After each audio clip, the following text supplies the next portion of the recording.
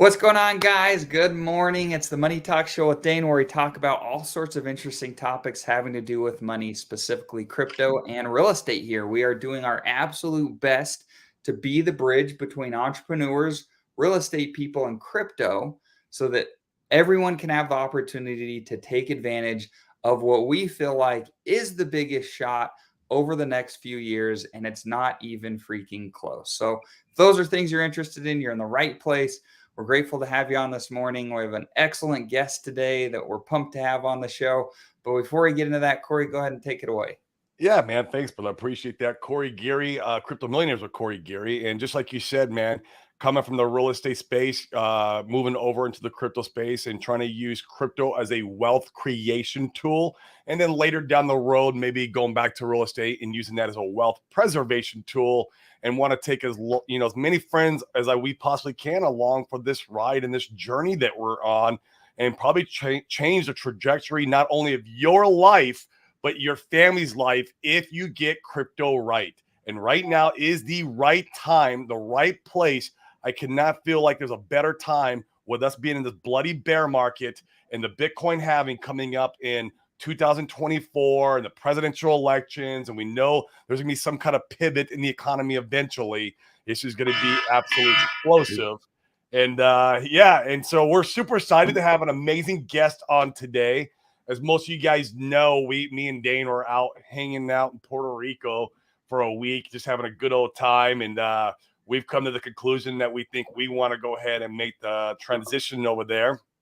And I'll probably be going back out there here in, April or May or sometime to go out for a month, bring the wife, let her get a feel for the island and see what she thinks of it. And but we got the pleasure of meeting Mr. Dixon Piper when out there, man. I gotta say, I absolutely love your content.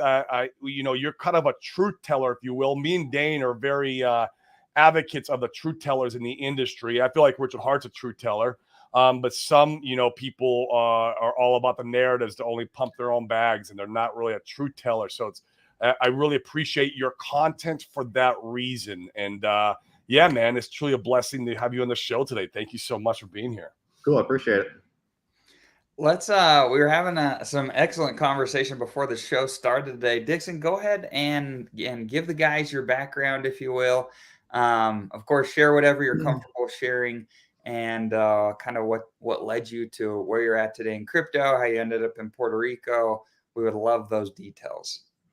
Yeah, so I guess got out of high school, drove a truck for a few years. I was a truck driver. Basically, we had like a family farm also growing up, and I don't know, probably made 20 grand a year with my portion of the family farm.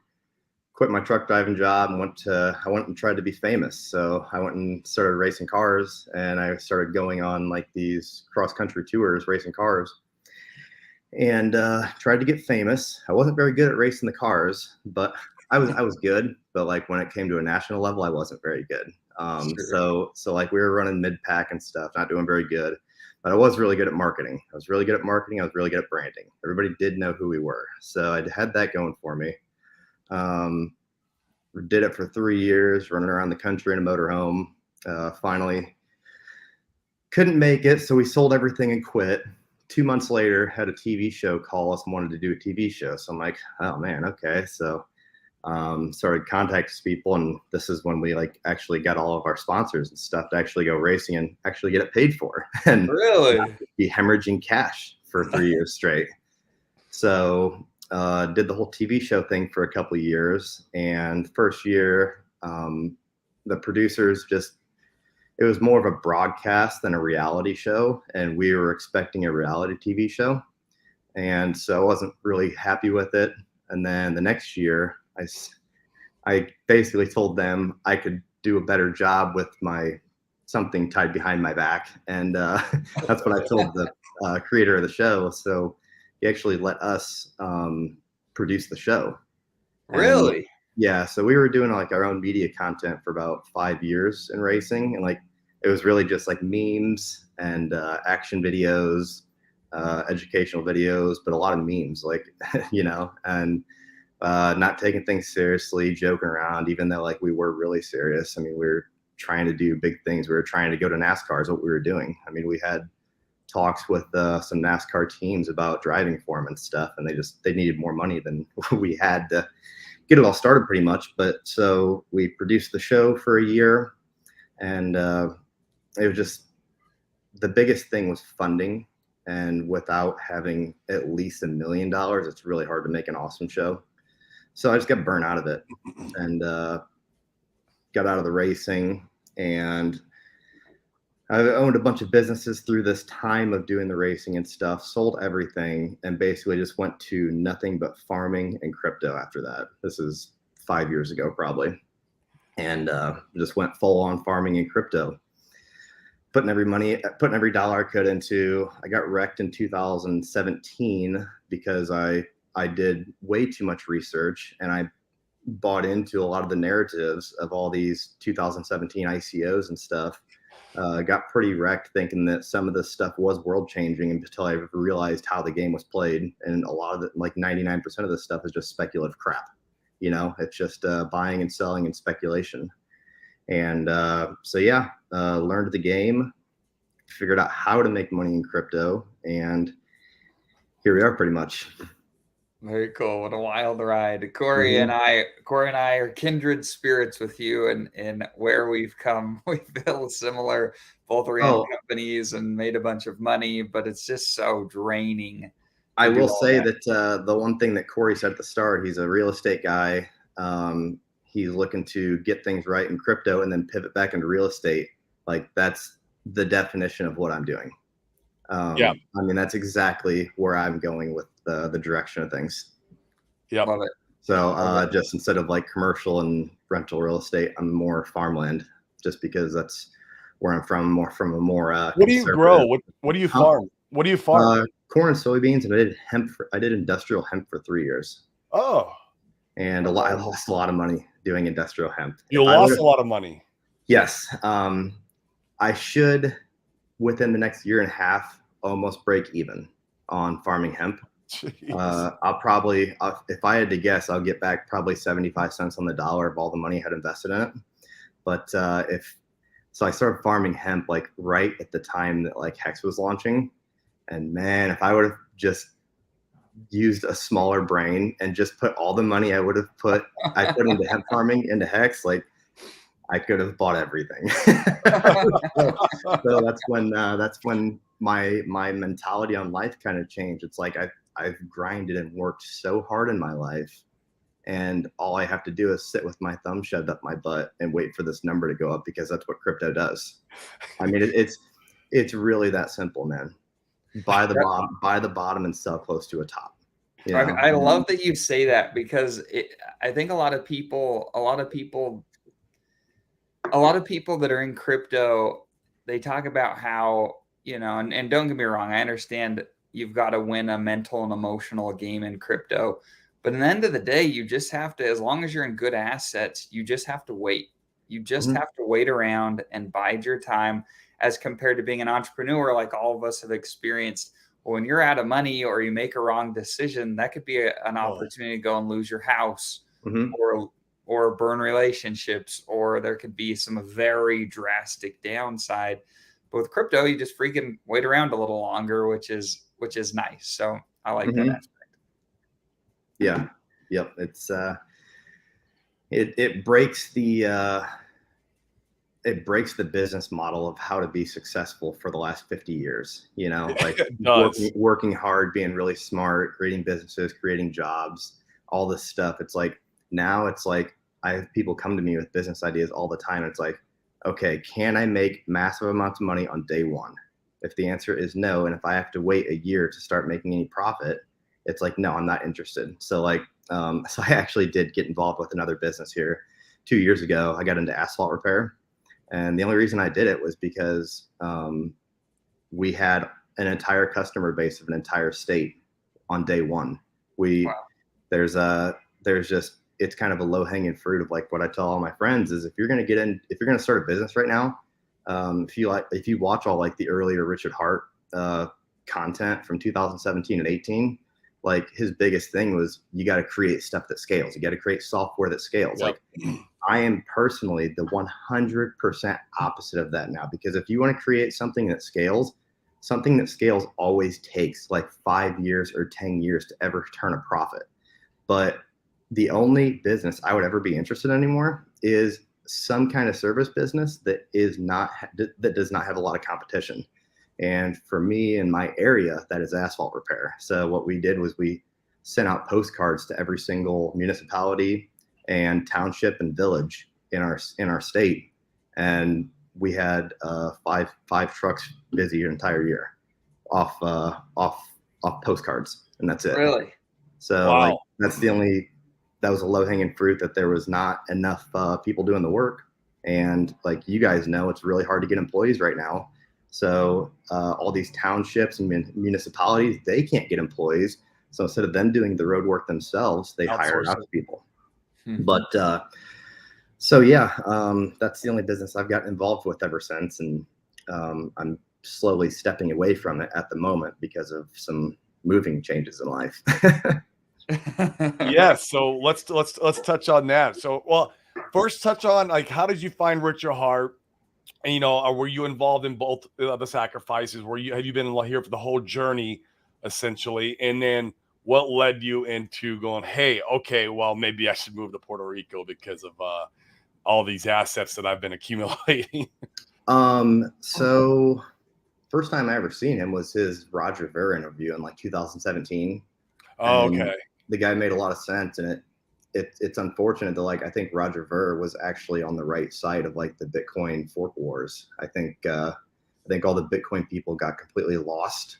I think Roger Ver is right on 90% of his points, and Richard was against Roger Ver in that video. But like the more I see things now, like I think Roger was actually right. But either way, Richard is. You have to understand, like, if you want to be successful in industry, you have to not think that you're the smartest person and figure out who the smartest people in the industry are. Like, you have to identify these people, you know?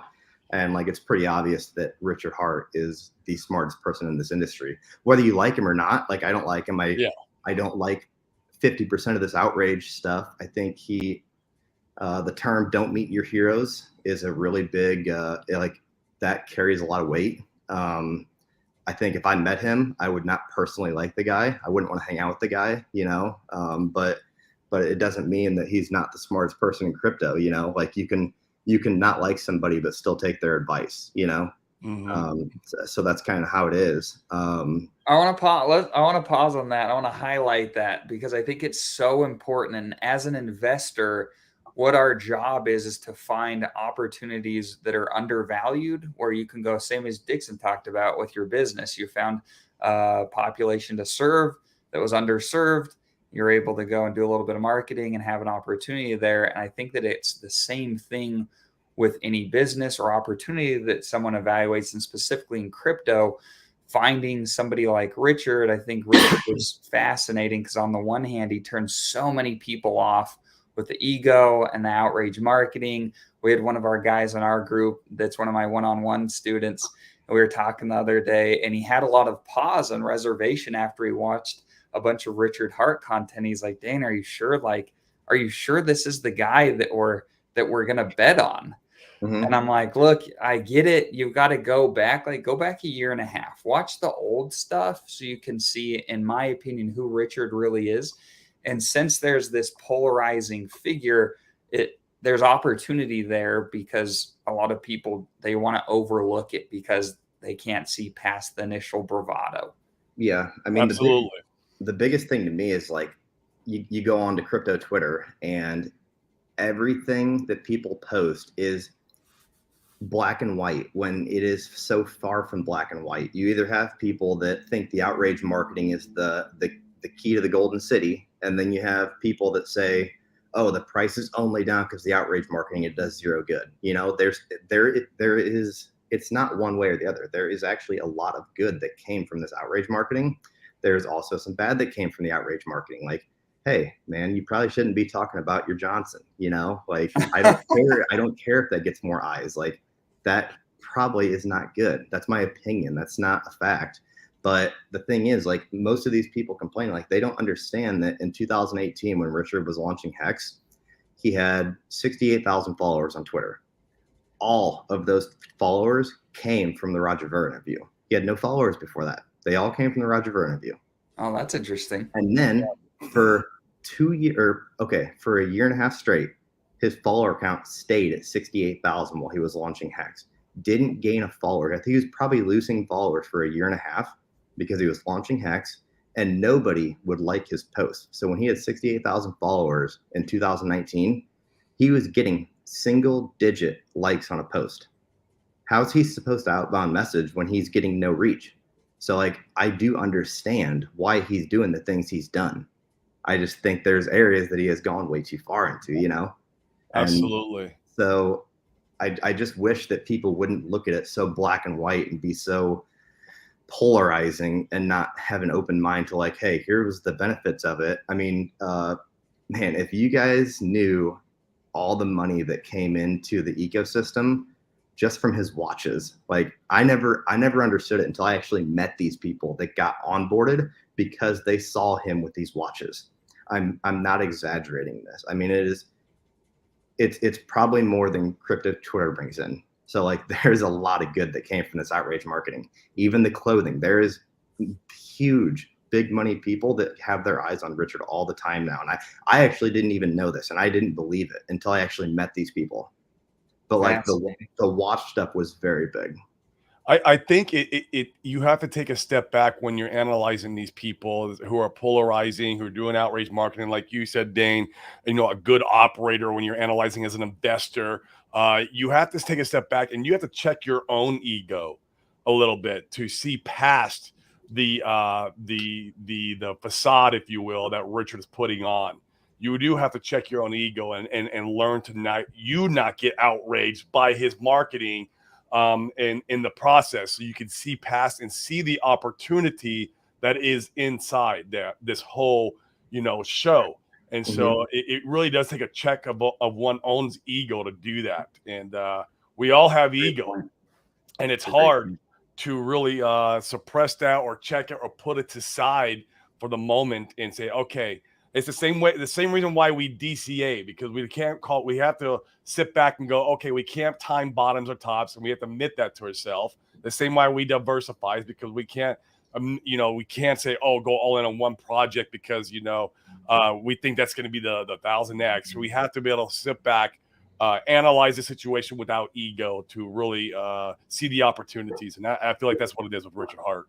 Totally 100% with Richard Hart. So, and it was valuable too because I feel like it washed a lot of the people that weren't. Boy, did it! It washed a lot of that money out, and we've benefited. It gave us opportunity. You've been buying the bottoms. I'm very appreciative of the outrage marketing because we got pricing I didn't think we'd ever get again. Right. So, like, I had a big social media following for 5 years, like way bigger than my Twitter will ever be. And I gave it all away because I got tired of it. Like, I got so exhausted of living in the social life, So I just quit all of it. And the only reason, like, I quit all my socials, didn't have anything. All I had was a non-Twitter account with one follower to follow 10 people. I created my account in like March of 20 or February of 22 or January, whatever. And the reason I did was because I was going to try to create a following to create some influence to, like, let people know, because I saw this coming. Like, I saw all of this coming. And, like, my first ever video, I was saying it. And, like, all these Hexagon community members, a lot of them did hate me for the longest time. A lot of them blocked me, and, like, a lot of them messaged me now. They're like, hey, I'm sorry I blocked you at the start, but, like, I actually see what you were going with now. Like, I was trying to positively frame what the situation was going, like, the situation of this bear market, and how buying the bottom of it is where you actually make your money at. I had friends coming up to me when Bitcoin was $60,000 in real life saying, man, Bitcoin is going to go to $100,000. I'm like, okay, so you're looking for a 2X on Bitcoin. I said, bro, the top is in, you know that, right? No, it's going to $100,000. I'm like, okay, so your reward is a 2X. And your loss is you lose 70% of your money. That's a terrible risk reward ratio for crypto. That's an awful risk reward ratio. But your risk reward ratio of buying we're just going to use Hex just because I think that's who a lot of the chat is talking about. I mean, I try to talk about crypto in general, but so like buying crypto in general, buying Ethereum at $1,000, buying Hex at 2 cents, the risk reward is infinitely higher to the upside. And I was trying to positively frame stuff for the entire year. Like I lost a $20,000 bet that we were going to go to an all-time high, and people want to think that whatever you talk about is because you have the bag, because you have that bag. Like I didn't even own any Hex at that time, you know? And so like I was trying to frame things positively that, hey guys, price is going to 5 cents probably, and this is why it's a good thing. And it got a lot of pushback for the longest time. But like once people understand that this is how fortunes are made, buying in the depths of these bear markets, this is the only way the fortunes ever get made. You're not going to make you're not going to get rich buying once everybody's already talking about it. Yes. Yep. Agreed. And it's been fascinating. So this has been my first like bear market where I've been really engaged in crypto. The last one that I went through, the previous one, I lost interest and just focused on real estate. It's the most important time though. We couldn't agree more. And it's fascinating to be here and be heavily engaged in winning the psychological and emotional war that goes on, at least for me, inside me, where you're buying these depths and price falls and you buy again and it falls and you buy again. And I'm like, I feel like this is going to come back at some point, but man, like this sucks right now. And to finally be a part of this last Hex pump where you got a double or triple of whatever levels you're buying off of is like, oh, like I'm in the right place. I've been doing the right things. And that applies for any cryptocurrency. I think that's a great point that you make, Dixon. It doesn't have to be Hex per se, but whatever it is that you know, like, and trust, it's nice to have that reaffirmed. Mm-hmm. Oh, yep. Great points. Well, yeah, let's talk about how you ended up in Puerto Rico. Hexaco. I think this is Hexaco, bro. Being that I was down there and I was meeting everybody and I was like, man, I think I found the real Hexaco. Yeah, it really is. Like I never knew how many people were down here. The thing is, like, I was pretty adamant to like ever talk to anybody that I met online or in Telegram rooms or anything. I'm like, oh, these people are all going to be creeps and weirdos and stuff. Like, honestly, like I've met dozens of people down here and I haven't met like a weird person yet. Like they're all really cool human beings, you know, like what are the odds of that? I would have never guessed that. You know, I booked it down here one day in the summer just to like hang out with somebody. And I'm like, yeah, this is going to be kind of weird, but screw it. And it all worked out pretty cool. But what was your question? I think I ran off there. How you ended up in Puerto Rico? Well, I was talking to somebody in Telegram room, and he was kind of pushing me for like 6 months to do this, and I thought there was a 0% chance I was ever going to do this. I've lived on the same road in a rural, conservative Christian area my entire life, and like I moved, but I built a house a quarter mile away from my dad. Like that's how far away from home I am. Like I've never, outside of like touring in a motorhome, like around the US, like I don't really ever leave the nest kind of thing. You know what I'm saying? So it was a really weird idea to have the idea of moving to an island, you know, and like I'm from a small town where if something happens, the entire town knows the next day. Mm-hmm. And so it's like when my town hears that, oh, Piper's selling land and he's also moving to an island. What?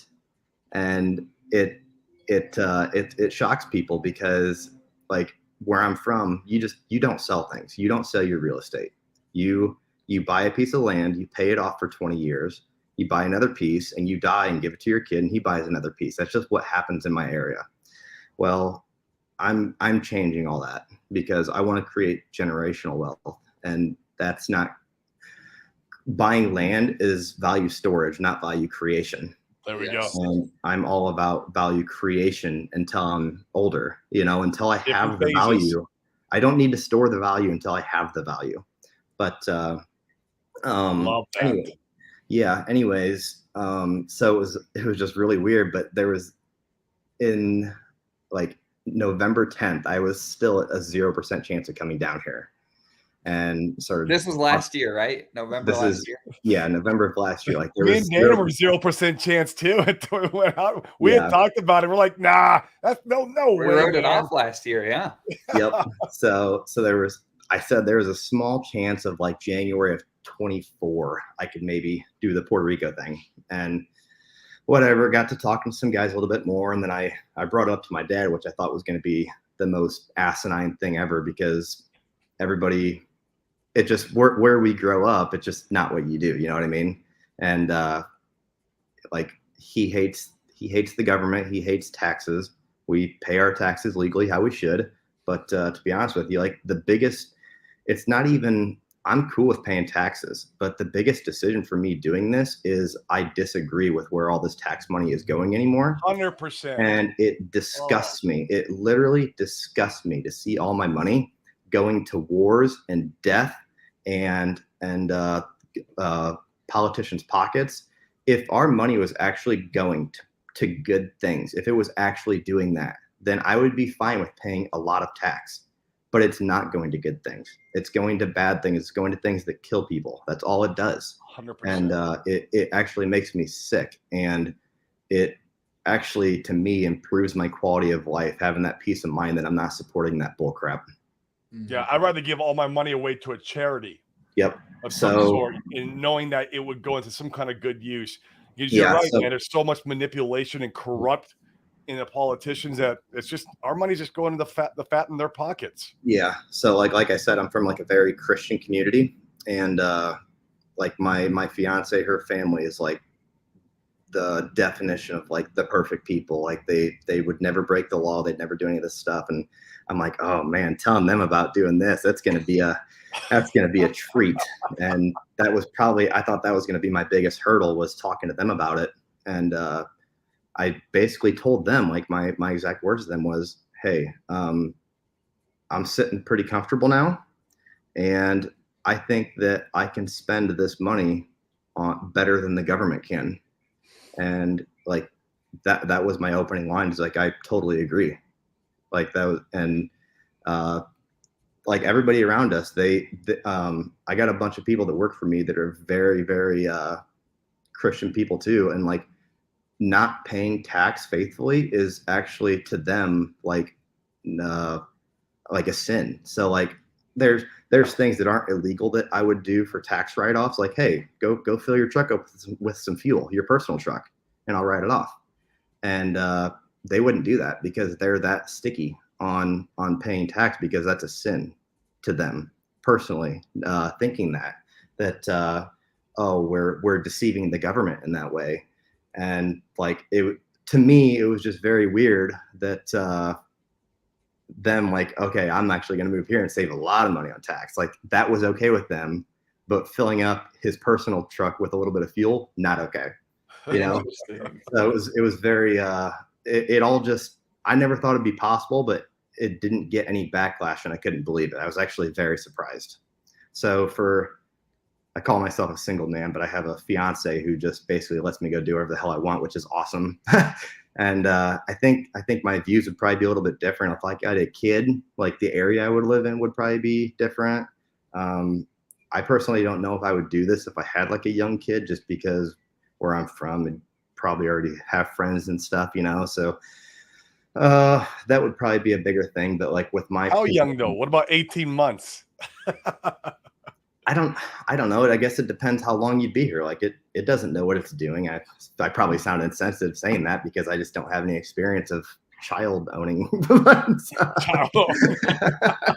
Whatever. But I don't really have any experience. So, but like to me, like he don't know what's going on for 3 more years anyways. So it's like homeschool him when he's really, really young. And that's the plan. I think if I come out, and I think Dane can kind of talk more about this too, but I think we're planning on, for me, I'm planning on homeschooling her there in Puerto Rico. And then, I mean, obviously there's a lot of Hexicans and other crypto guys and real estate guys out there with families.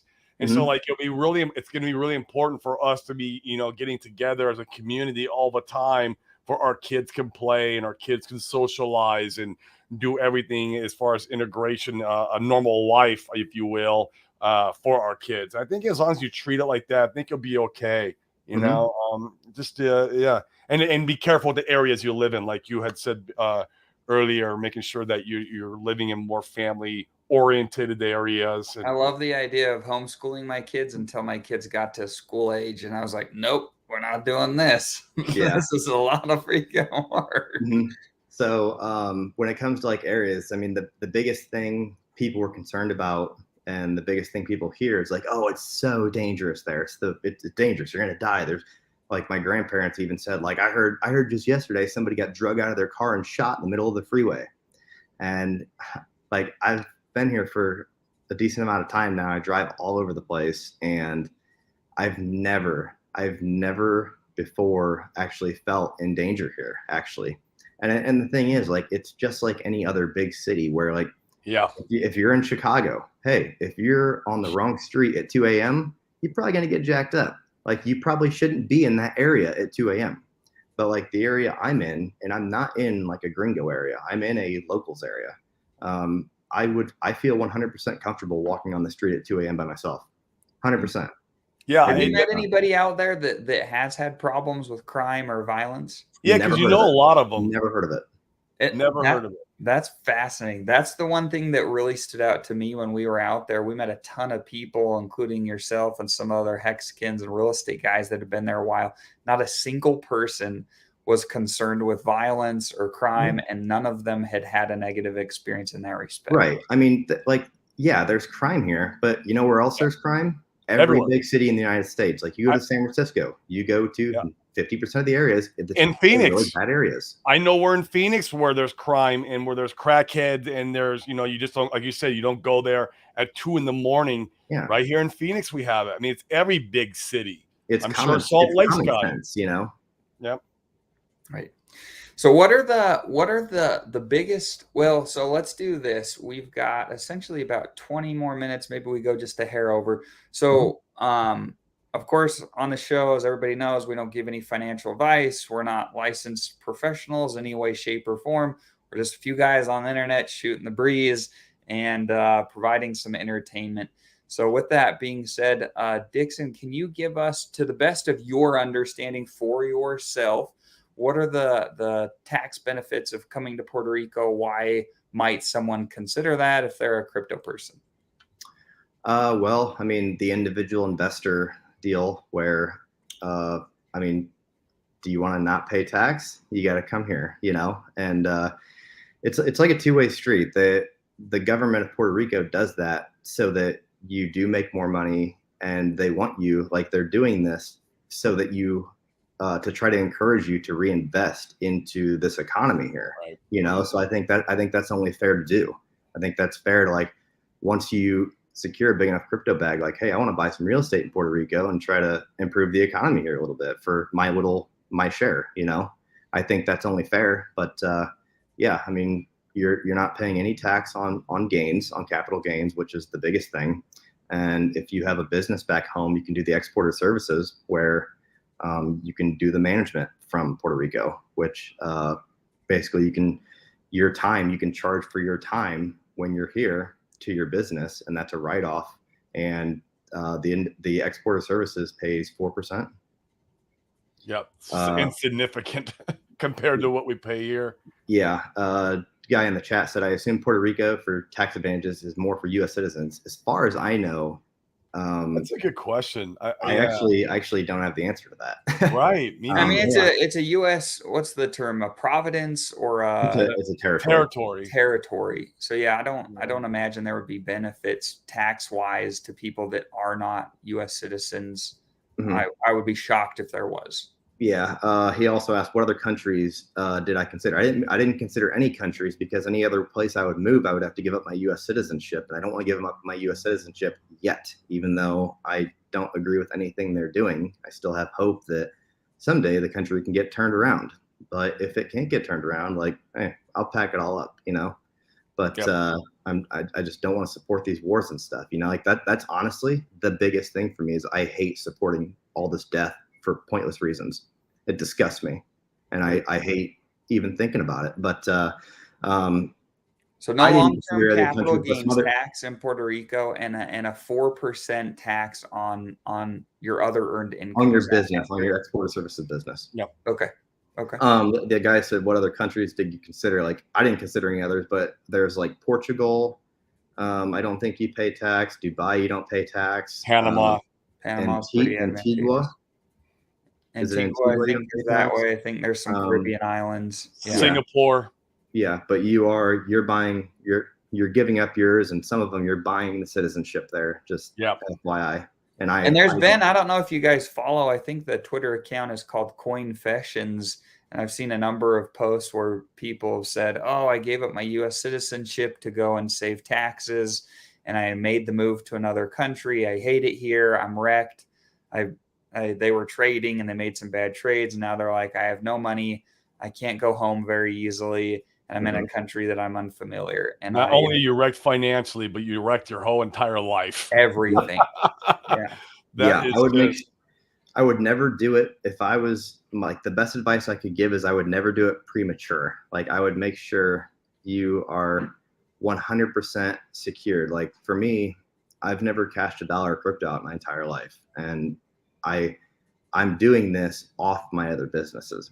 And so like, it's pretty low risk for me to do. Like, if the worst case scenario, I come home and it costs me 50 grand a year in living expense, that's my worst case scenario. I've started businesses and lost more money than that in 2 months than in 3 years, so it doesn't really bother me to lose that money and lose 3 years on a chance. But that's the biggest thing, is I would not make decisions like this too early. And I would not make decisions like that. If you're a trader, I 100% would not make this decision, because you will lose at some point, because everybody thinks they're God when it comes to trading. You win one trade and you feel like you become invincible, and you will lose. Like, probably the one thing that Richard Hart ever said that stuck with me the most, that has like the most impact on my life, that I understood before he even said it, and it just like solidified it to me, that you have to know exactly what you're good at and what you're bad at. And you have, like, the people that have Dunning-Kruger that got richer than hell in crypto and really aren't that smart of people, those are the ones that will get separated from their money at some point in life. Like, you have to know, like, I know that I'm not a good trader. Like, I will lose money if I trade, and I'm a fairly smart guy, like, not over a national average, but like over a crypto average. I'm a pretty smart guy. But like, I will lose money trading. I've tried to trade. I usually, like, I'll put a small account aside to trade for fun, just to, like, a $1,000 account, just to see like how I would do a bunch of practice trading. I will lose eventually. Like, I'll win, and then I'll lose big on one. And trading is like the one step up from gambling. It's 100%. Very, very difficult. And so yeah, I wouldn't do it if I was trading, because you'll lose.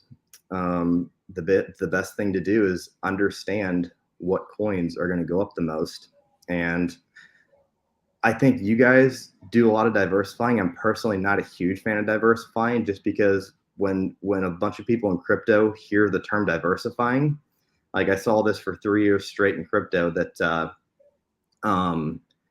when you say the word diversify, you get all these influencers on Twitter, like Coin Daily and 100 coins. Yeah, 100 coins, 30 coins. Yeah, we don't believe in that. We believe in being very focused, maybe in one ecosystem, one set, I guess, if you will, of coins. Like, most of our stuff that we're in is 95% Richard Hart stuff, right? Yeah. And so, like, and anything that's revolving around Richard Hart stuff, very, very selective of what we get into. But I mean, diversified, like not going all in on just one coin. But I mean, like, the majority of my portfolio right now is in one coin. Right. Okay, right now. So I think that's cool. What I was more getting at was, like, all of the 2017 to 2019 crypto influencers, like, they even like BitBoy, for example, he says you need to have a diversified portfolio. You need to hold 25 coins. Like, then you're forcing yourself to hold 25 coins when 15 of these will be a bust. Like BitBoy, for example, I don't like talking crap about him, because I think the guy's doing a good job of, like, being an honest person now. I'm just using him as an example. Recently. I think, but like, he had 3 coins in his portfolio that actually went to zero. You know, he held Luna, he held this, he held that. All that stuff went to zero. When you have 5 things in your portfolio that are going to go to zero, you have to have enough, like 5 more things ungodly outperform, because like I use Ethereum for anything I do in crypto. I use Ethereum as a baseline. Ethereum, I bought it at $80, like most of my bag, between 80 and 120, call it 100. It went to 4,500. It 60x'd. If you can't get a 60x out of other things, then why would you not hold the most safest asset in crypto if you can't, like, you know? And most things did not outperform Ethereum in the last cycle. Hex, some meme coins, but then like people want to talk about, here's the biggest thing about Hex that no one ever talks about. People want to say it's very, very hard to outperform Ethereum when it did 60x last cycle. This cycle, I don't think it's going to be very hard because the fee problem is getting so bad so fast. I thought that, well, in the last bear market, at the very bottom, Ethereum fees were 5 cents, and a year later they were $1. So we had a long, long time of cheap fees. Well, just last week we're at the very bottom of a bear market, and just last week we had a $100 swap. I know. I went to provide liquidity yesterday, and it was $400 for a transaction to open up a liquidity position. So that sucks. Like, so Ethereum, like they say Ethereum's never offline, but like it's basically offline because you can't, like, nobody can use it when it's that expensive. And we're like a monthly giant green candle away from it being $2,000 to swap stuff and to do things, you know? So like I'm starting to turn bearish on Ethereum itself as a token, but like Arbitrum, Pulse Chain, all this layer 2 stuff is going to be a huge narrative. But man, I kept running on again. What was the question? They said here's the one thing that nobody talks about with Hex. Okay. Yeah. So Ethereum is like the baseline of what you need to outperform. Yeah. You need to outperform Ethereum's gains. And what did it? Actually, very, very few things did. Like Solana did really good. Cardano did really good. Hex did really good.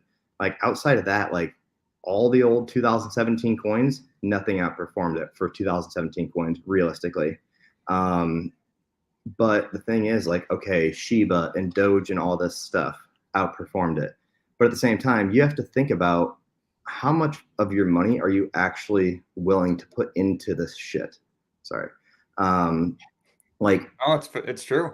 I don't want to, I can't put $200,000 into a dog coin. You know, I can't personally do that.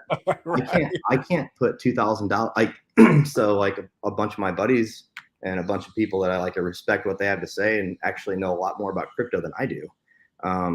They're really big on GMX right now. It's a coin on Arbitrum.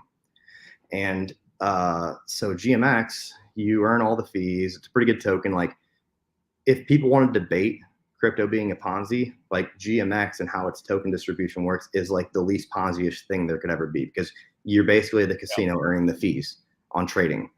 But to me, I still can't put 6 figures into this thing because it is an anonymous team and there is a couple admin keys. I don't think they can take your money, but there is admin keys in this thing. And I personally can't put large amounts of money into this thing. Hex is actually one of the few things that I can, with confidence, put large amounts of money into because 1, I know the code's not going to jack me up. 2, I know that the only thing that can jack me up is short-term selling. And I believe that's the lowest risk in crypto. Like there was one time Eric Wall made a post, something went, like some Oracle went down and all of DeFi went crazy for a day or something. And Eric Wall made a post like crap talking Hex over this. Like, the only thing that didn't go down was Hex because he's like, yeah, figure that, because Hex doesn't do anything. It just sits there and it doesn't need anything.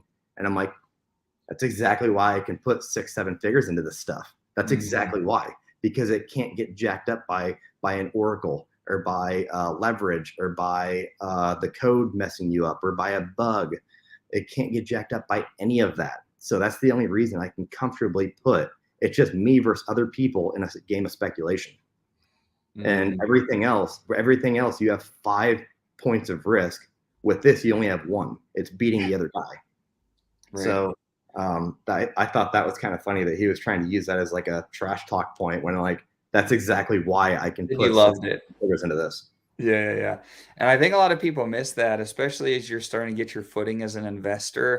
So many people want to talk about the gains and the upside of anything. And the first question, in fact, some of my older mentors, they said, Dane, the first question you should ask yourself is if you put your money in here, what's the likelihood you're going to get it back? That's the first question. And then the second is you can look at opportunity and gains. If the first question you can't confidently say you're going to get it back, then the second doesn't matter. Yep, And I think 100%. that's really important. Yeah. Mm-hmm.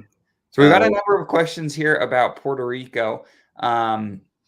So once again, recap: go into Puerto Rico, you can make it so 4% on your traditional income, no capital gains tax. We've got a few questions about some of the amenities there. Mm-hmm. Have you had any issues with healthcare or internet or anything like that? Healthcare, I've not even looked into yet. I'm still on my plan back in the States. Sounds terrible, but I've been somewhat busy, and like healthcare is like the last thing I looked into. But I didn't really care.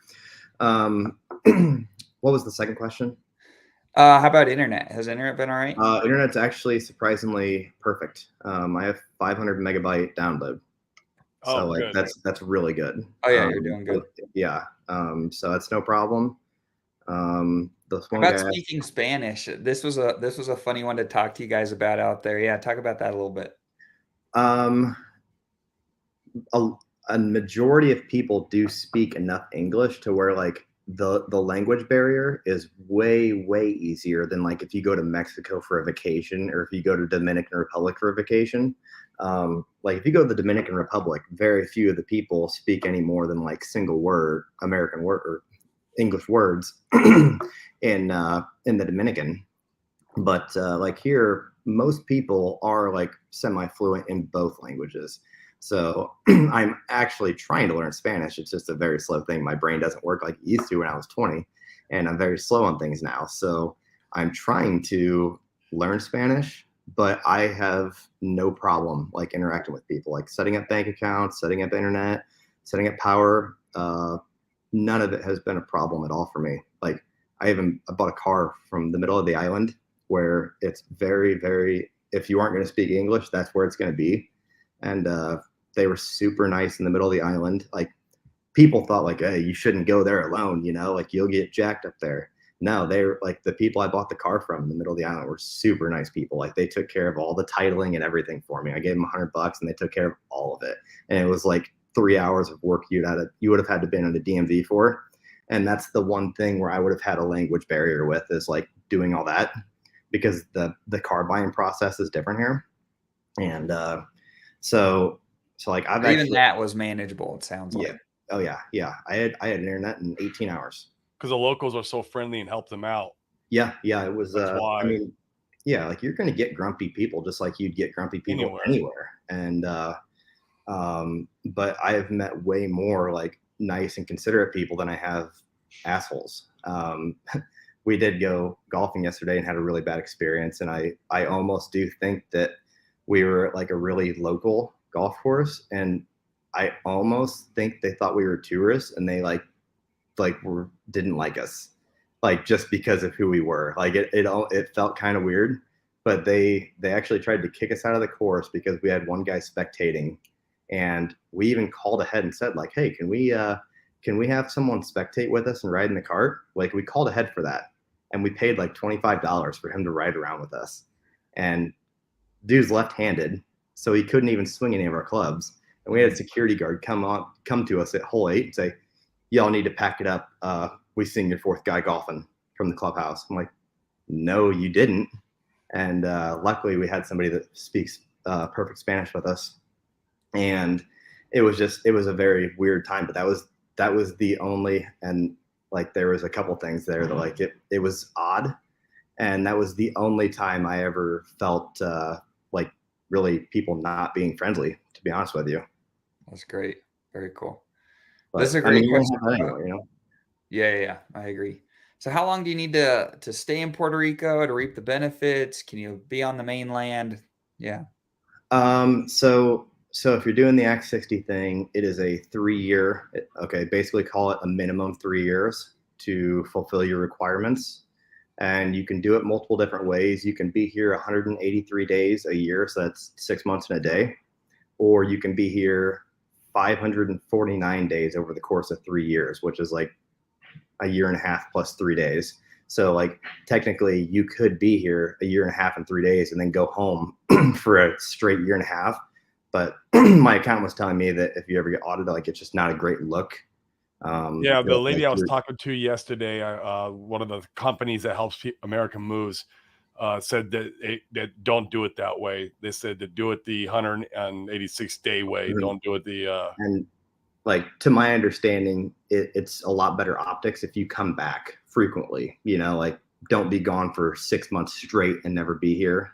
Come back for a month in the middle and stuff, and contribute to the economy, because like that's the point of you being here. And right, going out eating, shopping, right, buying stuff. That's what I tell people. Like in court, like yes, it'll probably hold up, but they will use that against you if you aren't being a contributor. And even though you would win, how much money do you have to spend in court to win? So I personally want to do everything by the book. I want to contribute to the economy here, and so yeah, you can do the 549, or you can do the, and I think how people should do the 549 is like, hey, if you can only make it 5 months one year, you should make it 7 the next year, and like that way, like my first year, I'm gonna barely be able to get 6 months in because I have so much work back home that I haven't been able to delegate everything, that I really need to be home more this year to get everything working more fluid without me. So I'm probably going to be gone 6.5 months to 7 months this year, but then next year I might be here for 9 months. And I think that's the good way to do the 549 way. Okay, I like it. And we were talking with another person out there. They'd mentioned, so you've got your minimum 3 years. You've got to be there 6 months in a day. Is it common? We heard from a lot of people. They're like, well, the optics are bad. And in my head, Corey and I talked about this, and I'd said, well, who cares about the optics if you followed the rules? Then, like, have you not just followed the rules? Is there case where people have had a lot of issues and they followed the rules, but maybe they were like 6 months in a day exactly, and then they were gone the rest, and they're there exactly for 3 years, and then they left? Have they had issues? I'm sure there's cases out there, but I've yet to hear a case of a person getting jacked up by not doing it properly or getting audited, and like them trying to give them a hard time. Like if somebody has, I would actually really like to hear it, because I need to hear some like people that had bad experiences. I really do. Yes. Because I want to know what to protect myself from, because I don't want to have a bad experience. But shoot, I kind of lost my train of thought. What was your question? I had something else to add to that. It was important. Like playing exactly by the book and having bad optics, and that potentially being an issue. Okay, yeah. For the optics, yeah, the optics look bad. Whatever. This is legal law that we are working or using to a T. And like before, like when you're doing taxes, it's like, hey, if you can squeeze a write-off in there that might be a little bit borderline, sometimes you throw a tax write-off in there. Now that I'm doing this, my taxes are like, there's nothing that could ever be questioned. I am perfect on my taxes. Right. And I am doing everything more legal now than, I mean, I've never done a legal thing. I've never done anything illegal with taxes. It's just like, if there was ever a thing that would like borderline. Hey, bend the rules in your favor. We get it. Yeah. And I'm 100% as perfect as I could possibly be on my taxes, and everything the law is asking us to do. I'm 100% perfect on it. And I mean, here's the thing: the optics are bad. Well, a president gets out of office and goes and does a $10 million speaking deal for a Ukrainian company. Optics are bad. Nothing happens.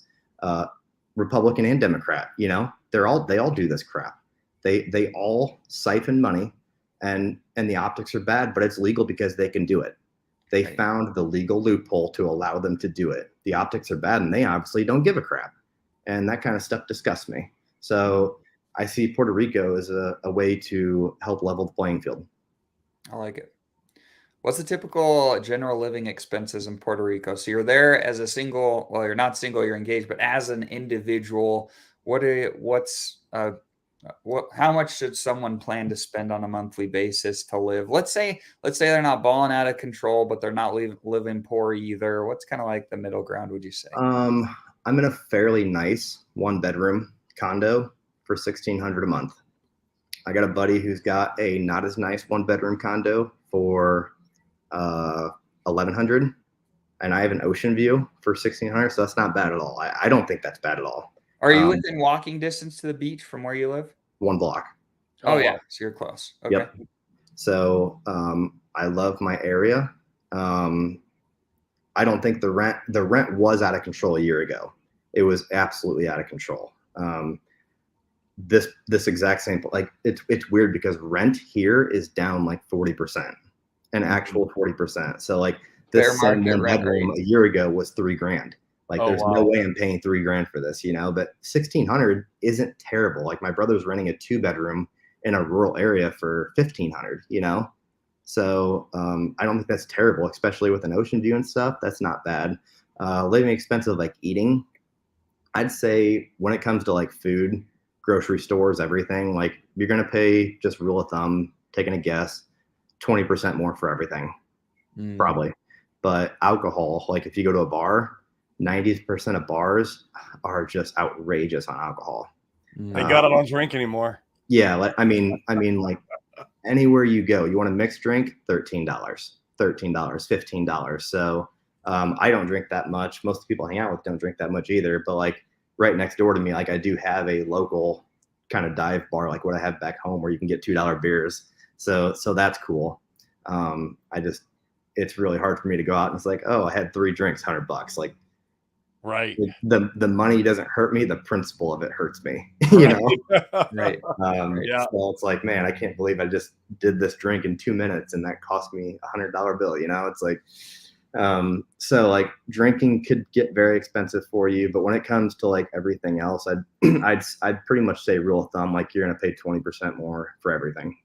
Okay. Yeah, I was looking for 3 and 4 bedroom houses in good areas out there in Puerto Rico just last night, just browsing around, and I see 3 and 4 bedroom houses I can get for like $3,000, a month, 3,500. They range depending on the area. Nicer ones were 5 or 6. Yeah. Yeah, you can get up to 5 or 6. So I mean, it went that bad. I mean, that's what I would like to be around, is somewhere around the 3, maybe 4 max if I could. It'd be nice and comfortable, and yeah, it went too much. It is more than it is here in Phoenix. I would say the rent out there in Puerto Rico is more than the rent here in Phoenix. And for perspective, one of our friends lives in a big old penthouse on the top level of one of the buildings that's primo, and he said he pays like $8,000 to $10,000 a month. So yeah, and it's big and it's nice, and he's got a view. Like we were there, and it's beautiful. Really. Yeah. So there was one question in the chat that I think I can put some good insight to. He said Mike Cormozy said that the best way to not pay taxes is to take out loans. He thought about living out of the country at one time and paid a lot of accountants. So that's what I did for the last decade. Was I borrowed money to the gills at 2.5% interest. And I have a saying that 3% money is free money. 3 money is free money to me, because when you're borrowing money at the same as the inflation rate, anything you're buying responsibly, not sports cars, not stupid crap, anything you're buying responsibly that you're borrowing money on is going to outpace the outpace your loan. So as long as you can make your payments, you're going to be good on that. But the problem is all that breaks at 7% interest. Like paying 7% interest on stuff is not okay. Right. Buying farm ground cannot happen at 7% interest. Like buying investments that only yield 3%, 4% at 7% interest doesn't make sense. So back in the day at 2% interest, I was getting 2%, especially when you go through, like for me, we have like a farmer-owned bank where you get a percent back in patronage. And at one point, our loans were 2.9%, and I got a percent back in patronage. So I'm actually paying 1.9% on a lot of loans. And Jeez. I actually did borrow up to the gills, and I actually do have, like, I'm sitting pretty comfortable now, but I have massive amounts of debt. Like, my credit score is terrible because I have so much money borrowed. But now that doesn't work. Like, I'll probably keep those loans forever because I actually, even though you're paying interest, like, I'm better off holding my money and it appreciating than paying off 1.9% money. Right. So, Agreed. I do agree with him to an extent, but that doesn't work now at these interest rates, I don't believe. Like, Agreed. 7%, you can't buy homes at these prices at 7%, in my opinion. It doesn't make sense. Like, you can pay 7% interest on a home after a 30% pullback, you know? But like, Right. the average person does not do the math. I swear. They don't do the math of like I know plenty of people who, like, they make $50,000 a year. Regular middle class income. They make $70,000 a year. They're gonna go buy a $200,000 house. Well, just do the math, and they don't do the math that at 2% interest, oh, that's pretty affordable. But at 7% interest, that's tacking on $12,000 a year to your living. Absolutely. And when you only make 60 grand a year and you're tacking on 20% more or 15% more expenses to your life, just in interest, your life doesn't pan out anymore, because at the end of the day, whether you make 30 grand or 80 grand at the end of the year, you both are at zero. Right. Absolutely. I would say that rule applies all the way up to like $150,000, that whether you make 150 grand or 30 grand, you both are going to be at zero at the end of the year. Just the 30 grand guy is going to have a cheaper place and a cheaper car, and the guy that makes 150 grand is going to have a nicer place and a nicer car, but both your bank accounts are at zero at the end of the year. And for that reason alone, that doesn't apply to everybody. And for that reason alone, that you just talked about the loan and the cost to borrow money and all that, that reason alone is why I feel like that we have not reached a bottom, definitely in the real estate space. I feel like we have a lot more pain to come in real estate. It can take forever too. Like, it takes forever. So we got to. I expect a lot of people to be getting wrecked who are buying right now, who are taking loans right now. It's just in that space alone right there. I feel like we have a lot more pain to come. So, like, let's get over here in crypto, make a bunch of money. And then 2025, when the real estate market's completely wrecked and trying to recover, and we're at a market top, we can transfer that wealth over. And it'll be a great time. I just think, I love it. I'm telling everybody, I think, like, I flipped bullish on crypto November 22nd, and it's working out pretty good. Yeah. Holding my breath. But I actually believe, like, the perfect scenario is very likely to come, where equities rally, crypto rallies, and real estate's going to dump in this time span, to where our net worth in equities and crypto could potentially go to all-time highs, and we could buy real estate for 50 cents on the dollar in 2025. Boom. Like, that's exactly what I'm planning on doing. That's what that's our play too. And I'm glad Mike brings up this comment. In fact, I saw this exact video that he's referencing from Alex Hormozy last year. And this was one of the things that, like, put the nail in the coffin for me on the idea of moving to Puerto Rico. Alex is like, I've tried a million different things to be able to save taxes, and these different corporate structures and moving to different places. He's like, you know what, at the end of the day, I'd rather just focus on making more money. Yeah. And I think there's, certainly credence to that. But gosh, if you feel like, and this is a determination you've got to make for yourself, but I know certainly me and Corey, and it feels like you potentially feel this way as well, Dixon, that this is a once in a lifetime opportunity to be in the crypto market where we're at right now, with projects in the Richard Hart ecosystem, where we feel like we can bet larger amounts of money, and to be able to shelter or largely shelter that from taxes, to be able to build a nest egg and real generational wealth. You don't need to go give half of it to the government, is a very unique opportunity. And so you've got to determine for yourself, do you want to go and spend 6 months in a day in a place that isn't home to go and make it so that you don't need to give half your money away to the government? And my answer was no last year. But after having conversations with you guys and other people that are out there, we didn't meet anybody that was like, oh, this is terrible, I wish I would have never done it. Yeah. So the other thing to consider real quick, let me just touch on this, is that the money saved also, it's not just the money saved at that point in time in your life, it's the compound effect of that money saved over time that matters. So say you made 10 million for easy math.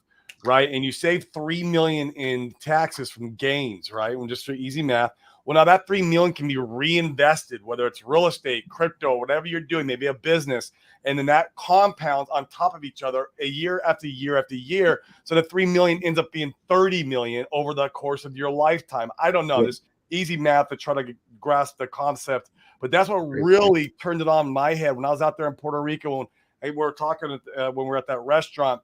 The light bulb really went on. I was like, oh my God, you're right. That is like the money saving taxes alone could be the legacy wealth that you're giving to your generation, your kids, right? And then now you got the rest of that for yourself to do whatever you want and make the world a better place. But that's where the light bulb really went on for me. And I was like, oh my God, he's so right. This is it. I got to make the move. So yeah, I had two other things to add. So like for the borrowing money instead of paying taxes, like I've gone this route, but you got to be careful. Like it does, like a side effect of that is it does create a snowball to an extent where you can eventually build up a tax burden and a bigger tax burden and a bigger tax burden. And you're doing this by a lot of stuff. Like you'll buy a property and you'll depreciate that property down to zero to not pay any tax. And then you'll buy another property and like for farming, you make some money, I'll go buy another piece of equipment. Yeah. And I'll make some more money, I'll go buy another piece of equipment just because. And well, I can't pay cash for this one, I'll borrow the money. Well, eventually, if you don't only have appreciating assets, like you can create a snowball. So, and get a little bit over your head. And I personally think a very large majority of the people that have bought houses over 6.5% interest, I think a very large majority of them are going to get wrecked really bad. If they can't get refinanced also, because I think the housing prices at some point are going to go down 25%, 20% maybe. Depends on market. These people are automatically going to be underwater in their loans and they're paying more interest than they can afford to pay. So they're going to have to sell at a loss. There's going to be, I think there's at some point, I think there will be a foreclosure boom. And that's going to be what actually, like right now, the market, I'm actually amazed at how good the real estate market's holding up. I really can't believe it. Farm ground is at an all-time historic high. I don't even understand how it's possible right now because I know the numbers. I'm very good at farm ground. This is what I do. You can't borrow money on farm ground right now because if you're farming or let's just say you're an investor and you buy farm ground and you have to borrow the money to buy the ground. What you're getting for cash rent on that ground doesn't even pay the principal, doesn't even pay half of the interest. So you have to pull, like if you're working an $80,000 job to go buy an 80-acre farm, your job ain't even going to pay for the rest of that. Like it's not even feasible. Like the only buyers right now I can see for farm ground are cash buyers. And I think those will have to run out at some point because farm ground's only yielding 1.5% right now at these prices. You can go buy a 10-year treasury note and get 4.5%. So why the heck are you buying farm ground? Right. You know, a lot of rentals are that way too. People gobbling them up, a bunch of big hedge funds, and they don't cash flow, but they're trying to get market share. And to that point, so we talked to, and there was a question in the comments I can't find off the top of my head here, but I believe, and correct me if I'm wrong, but it is part of being out there and saving taxes. Do you need to buy real estate in Puerto Rico as part of the plan? Yeah, within 2 years, you have to buy a home. And like there's the closer connections test also that so the closer connections test, you need to have more connections to Puerto Rico than back home. You need to do your personal like day-to-day banking here, like buying groceries, going out to dinner. You need to do your day-to-day banking here. You need to have your driver's license here. You need to be registered to vote here. You shouldn't own a house back home and be renting here. I think Garrett, like if you guys ever do like a interview with Funding Jim, he knows 20 times more about Puerto Rico than I do. But and he's been great. He's been in the comments helping with some of this. We're not going to get all the questions. Yeah. So like I had to like how I've done business. I've always shot from the hip, and I'm a doer. I'm not a very good paperwork guy. I'm a doer. I go do things. And so like my business stuff and LLCs were not always organized very properly. So like I have some assets in my name, some assets in the LLC's name, kind of all over the place. I write a check and I go on to the next thing. I make decisions on a snap every day. Like I don't ever think about things. I make a decision and I move on. And like I got 3 bank accounts. I'll write a check out of the wrong bank account, whatever. But so like I had to, there was a lot of business assets that were in my personal name. I needed to get those switched over to my business because they actually were business assets. So your closer connection test, you do need to own some more things here than home. But the one thing I was going to add to that, like a lot of people were like, oh, I don't want to leave my home and go there. And one, like when I got here, like I considered this work. Like to me, this is like work. So I am enjoying it. So it's like I actually love what I do now.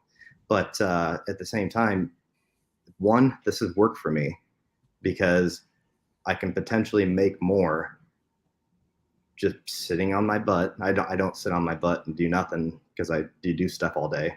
But like metaphorically, I can make more sitting on my butt and looking at the TV than going home and grinding because of this tax advantage. So like there comes a point where it makes sense to do it. But and I had the mentality that it was work. But the thing is, like people are like, oh, I don't want to go there and leave my place. Like the question I have to ask you is like, are you happy though? Because I know that 95% of Americans aren't happy. You know, I have like, I'm not trying to brag about this, but like I'm pretty comfortable now. And like I wouldn't say I'm happy, you know. I don't know, like I don't know what I want out of life still, you know. I don't feel fulfilled, you know. So I'm trying to find what's going to fulfill me. I thought that trying to get famous and going to NASCAR was going to be my fulfillment. And it's funny because like I was never more stressed and not depressed, but like bummed in my life than when we actually got to like the TV show and the sponsorship stage. Like that was actually, I enjoyed the grind of making it there 10 times more than getting there. And so like now that I am comfortable, I'm not like my quality of life is not better, you know? So like I'm still trying to find what's gonna fulfill me. And I think like it comes down to like I actually think it's making the world a better place. Like it honestly is. Like I don't know what I'm gonna do yet, but I know that I can't do it without a lot of money. Because no matter what people say, if you ain't got a bunch of money, you ain't got no influence, man. It's very, very hard to have any influence without money. Have you read any of Michael Singer's books? Corey and I, these are some of our favorites. So Michael Singer is in my opinion, my favorite business books are Michael Singer's that I've read. He has the first one is called The Untethered Soul, which is kind of like the nuts and bolts of how he lives his life. And then his second book is called The Surrender Experiment. I like The Surrender Experiment better because it's a little more, for me, it was lighter and you could see how he applies his principles to his life. And the idea is that you can find purpose and peace. And like you're saying, in the process, by surrendering to the things that life brings you and being open to opportunities and finding peace and purpose in those things. So heavily recommend those books if you haven't read them. Cool. Yeah, I don't read, but if there's an audiobook, I'll listen. There's to audio. It. I'm the same. Get it on Audible. If it's not on Audible, I probably haven't read it. So yes, I'm that way also. Cool. Yeah, I'll check it out on Audible. Yeah, absolutely. So this is great, you guys. We've covered a ton of information. I think we've addressed most of the questions. The last thing that I'd like to, we're going on a pretty long jaunt here. One thing I did want to ask though, Dixon, because you made an excellent point before we started the show in the green room that we were in. So what does it look like? And just give us a really brief high level explanation. You touched on it earlier. So looking for tokens that can outpace Ethereum. What does it look like to find good cryptocurrency projects? What's kind of the nuts and bolts? Do you have a standard of things you look for? Like to me, I'm not narrative driven. I'm not, I believe in the tech driven. I'm more, my research is this founder smart with marketing? Is this founder rich? I don't want some non-team of some loser that's just a dev. Like just because somebody's a developer doesn't mean they know shit about anything else. They really don't. They can dev but they don't actually know anything about economics. They could just be good at math. Just because you're good at math doesn't mean you know how to make a token go up in price. So I look for rich founders, really smart people, people that know what they're doing. And most of crypto is not that. It's like most of crypto Twitter that goes and starts things, they're losers, and like they're lifelong losers. And that's why they're here. And most of these people creating tokens are lifelong losers. And you just have to find out like who the winners are and who the people that actually had serial success in life before this. And like Richard Hart checks all those boxes. Like you don't have to like the guy to agree that he does check all those boxes. Like everybody's going to say all of his businesses back in the day, well, some of them failed. Well, yeah, if you knew anything about life, if you're a serial entrepreneur and you have 15 businesses, 5 or 8 of those are going to fail. I've had many businesses fail, and I've lost a lot of money. Yeah, I've lost more money in my life than most people have ever made. Yeah. And I'm better because of it. Like I have failed so many times at so many things. And that's what makes me really good at some things, you know, and a lot of things I'm just not good at. And I delegate the stuff. Like you just have to understand what you're good at. And one of the things that Richard says that I think is very important is if you have a dumb person doing their own research, they oftentimes get dumb results. And that honestly couldn't be any more true. I mean, there's people that were unloading their hex for the Luna Classic token that was a Ponzi that went to zero. You know what I mean? And this is after it went to zero. And because there was new narratives of the burning going around. Yeah, like the thing that allured me to Richard is like his honesty in the early days. The dude was actually super honest in the early days. Like now, I wouldn't say he's dishonest. He will withhold information. Like you have to read around things he says. He withholds information, but I don't see that as lying to you. Like every single other crypto project here is full of shit. All this stuff is. I mean, in 2017, everything had a narrative, and once you like the first question you should ask yourself: why does this thing have a token? Does it need censorship resistance, like Richard says? If it doesn't, okay, then it's a dumb narrative. Okay, well, it might still be a dumb narrative, but maybe it's a smart guy that knows how to run this narrative, at least capitalize on some speculation. Like I'm not a trader, but if I see an opportunity, I'm going to take the opportunity. If I see a really smart guy with a really good narrative, hey, I'm going to hop on that opportunity for a little bit, you know? But I'm not going to be a lifer into this dumb narrative. But for Richard, I actually do really like the narrative effects. And like, it's so funny because everybody's like, I don't understand it. I don't understand it. It's honestly the easiest thing in crypto to understand. You buy it, you hold it, or you lock it, and the number goes up.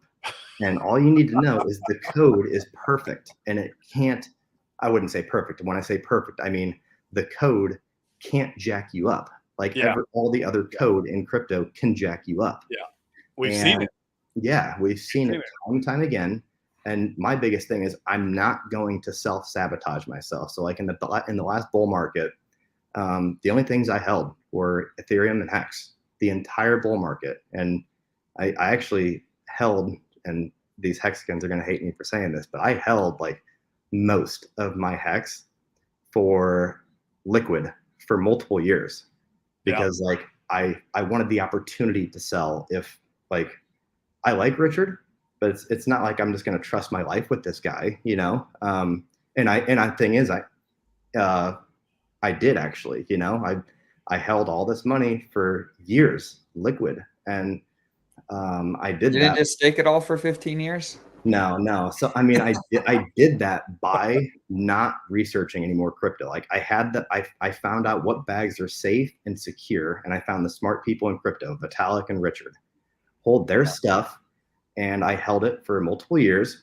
And I identified the top when my dad's asking me about Dogecoin, when I got employees buying Dogecoin at 70 cents. Wow. And when Elon Musk is going on Saturday Night Live, I called all my friends because I told them for years to get into Hex and Ethereum. For years, I told them, and they wouldn't listen to me.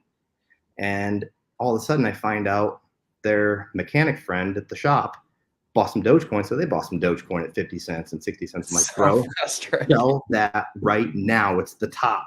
I have all the text messages in my phone of like telling all my friends, hey, Elon Musk is going on Saturday Night Live. This is the top. Get your shit sold. And they go, no, Doge is going to $1. Elon Musk we got another Elon tweet in us.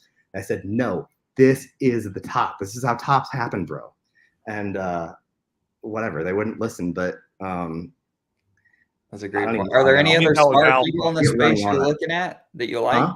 Are there any other smart people in the space that or projects that you're willing to discuss that you like? I do like the GMX project. I just personally can't put massive amounts of money into it because. Do you like Famous since it's a fork of GMX? Yeah. I think Buck is one of the smartest people in crypto. Yeah, it comes from legacy. That's why he's got a lot of history, a lot of background with that guy. He rubs people the wrong way also, but I think Buck is one of the smartest people with Richard in crypto. I like Famous way more than GMX because Buck even disclosed in a Telegram the other day that they found another admin key in GMX. So I personally, I don't trust Buck with all my money, but I would actually trust my money more in Famous than I would GMX personally. Yeah. So like I didn't sacrifice for anything. I didn't not a single RH ecosystem token other than Pulse Chain and a little tiny bit of Pulse X I sacrificed for. I didn't sacrifice for anything else because I figured I'm not here to talk bad about anything.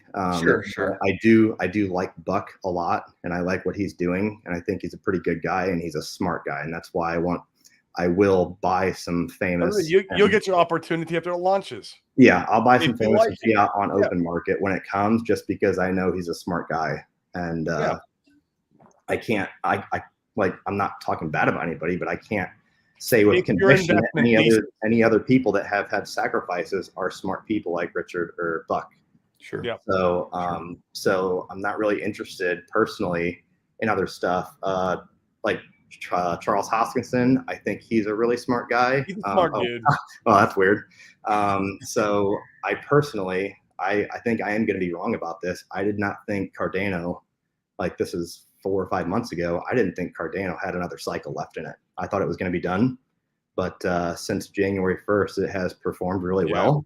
Yeah. So I'm probably going to have to flip on that. And plus they're building. They're building a lot over there. Yeah, I will probably have to say that Cardano is probably going to have another really nice run to it. And because of the fee problem, it's probably going to outperform Ethereum anymore. And like I've been pretty heavy. Like the more money you acquire in crypto, the more you need to start moving it into truly safer assets. And to me, that was always Ethereum. Like if I ever took any gains out of Hex, I wouldn't sell it for USDC. I would sell it for Ethereum. Yeah. And I don't personally, I'm starting to like not see Ethereum like that as much anymore because the fees are so bad that like I'm scared it can't even do an 8x anymore. You know, I think it's going to be. I thought there was potential for it to go up to like 20,000 this next bull cycle. I don't see it anymore because like my anticipation when I was having these just moon math numbers was we were going to get to the bottom of the bear market and Uniswap fees were going to be $1 again, just like the last bear market. I was 100x off. You know, like we're 1 month into the new bull market and we're already $100 fees. Like this is terrible. Do you think Hex on Ethereum is going to struggle? Yes. I respectfully, that is my opinion on it. It's obviously an opinion that I don't have a fact to it, but sure. I don't like the fees are so bad. I don't see how it just keeps going, you know, like, yeah, the share price is going to go up because people are going to emergency in-stake and go into PHEX. So people are going to say the best case for EHEX is like, well, yeah, if you stake on EHEX, you're going to get way more T shares and you're going to get a way higher APY. Well, some people don't really understand that 80% of zero is still zero. Same thing. You look at all these other Hex POW fork, Hex Fair fork. You might get some crazy ROI on that, but still 150%, 1,000% of zero is zero. Funding Gen says, please sell your Hex to the floor, red heart shape. Yeah, like it's my opinion. I'm personally gonna hold some because I don't know. Right. But there you We go. I'm don't gonna know. give you my honest opinion. I'm not just gonna feed everybody bull crap of like, oh yeah, it could do fine when I actually don't feel that way. You just don't know. I really don't know, but I would lean towards it does not perform as good. I'm in the same camp as you, right Yeah, there. You just nailed it. Yep. Awesome. Well, Funding Jim has been in the chat. We appreciate you, Funding Jim, helping out with some of the Puerto Rico. We'll have you back on, questions. Funding Jim, so we can dive deeper into some more Puerto Rico stuff. I know the last call we did with you, we didn't really touch too much on it. We did a little bit, but it'll be fun to go in a little bit deeper because it seems like you're really knowledgeable on this subject, especially now that me and Dane are kind of making the big leap. It would be awesome to have you back on the show. Mm-hmm. Yeah, absolutely. Well, we appreciate you, Dixon, for jumping on. I know that we've talked a little bit about how you're not necessarily trying to get out and you're just trying to live your best life.